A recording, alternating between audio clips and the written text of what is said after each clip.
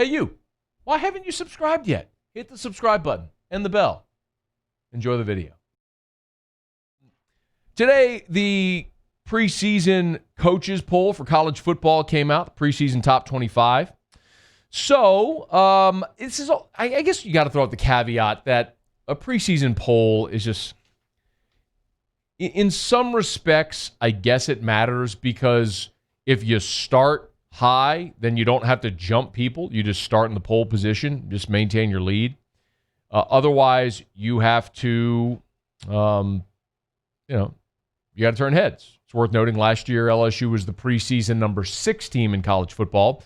And, of course, they won the college football playoff. So there's obviously room to go and jump and all that sort of stuff. But if you look at the poll today as it's released, the coaches poll, Clemson preseason number 1 with 38 first-place votes, followed by Ohio State second with 17 first-place votes, Bama third with 4 first-place votes, then Georgia, then LSU coming in at 5th. So only Clemson, Ohio State, and Bama received first-place votes.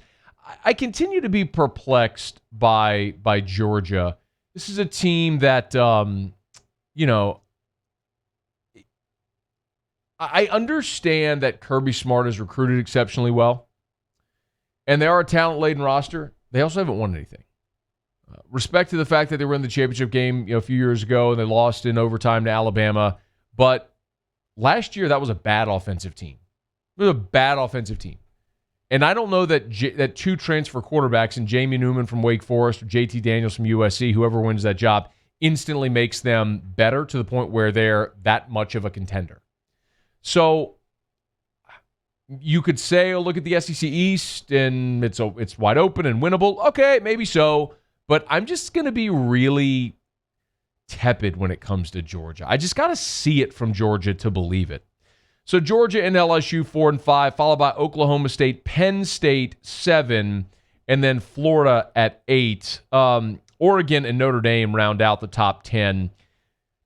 One of the things that when I was looking at this poll today and thinking about reaction, aside from a point about Georgia and not really understanding Georgia and the love for Georgia, a couple of other things that stood out. Michigan at 15 is really interesting because Michigan is typically one of those teams that gets a lot of preseason love, or has under Jim Harbaugh. They've gotten a lot of preseason love and haven't lived up to it. They haven't even won their division yet in his time there in Ann Arbor. So to see Michigan at 15, I think the pollsters have finally realized, hey, we have got to stop hyping Michigan unnecessarily in this preseason. So that was certainly interesting to see, just because it's an about face for what the pollsters have typically done there with Michigan. The other thing, and I always talk about this with preseason polls, and I guess with expectations, generally what I want to see is who has the fewest questions returning against the most manageable schedule.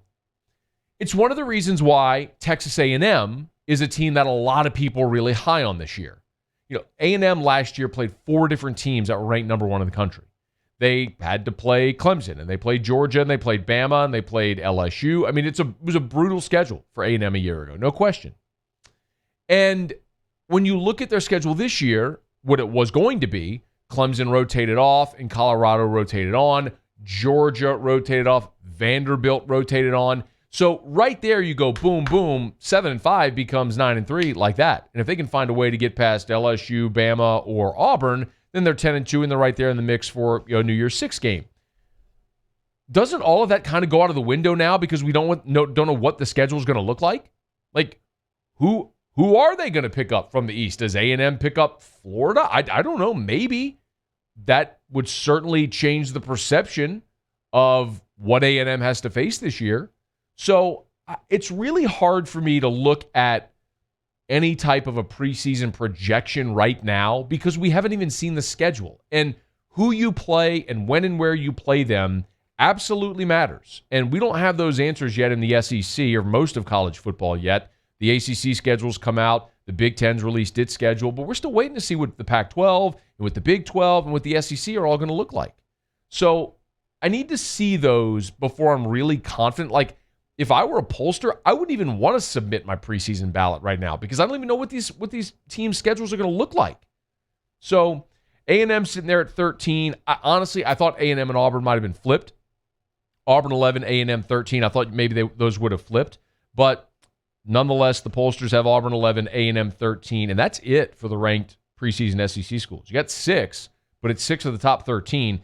But if you go to the others receiving votes, and this is where the SEC could get really interesting this year, is if any of these teams have a comeuppance. Tennessee was the highest team receiving votes, basically number 26 in the country. Iowa State was 25 with 135 votes. Tennessee got 111 votes. So Tennessee basically is ranked 26 in the country. Kentucky also received votes. Mississippi State got 9 votes. And I can't imagine that's anything other than respect for Mike Leach. And then maybe bringing in Costello, the veteran grad transfer quarterback from Stanford. But this is preseason top 25 out from the coaches poll. We'll wait to see what the AP looks like. Respect for LSU, not what I'm sure a lot of LSU fans would want it to look like, considering you're the defending national champions. But I also understand why Clemson is where they are. They returned Trevor Lawrence. They returned Travis Etienne. When you look at LSU nationally, when people look at LSU, they're going to say, you lose Joe Burrow, you lose Clyde Edwards-Helaire, 4 starting offensive linemen, Joe Brady's out, Caleb Chasson, Grant Delpit, Christian Fulton, you lose half your defense. I mean, they can't possibly be as good. And maybe they're right. I don't think LSU will be as good. Doesn't mean they can't compete for a championship again. So LSU preseason number 5, work to do to impress the voters. But still tons of respect considering all they lost a year ago.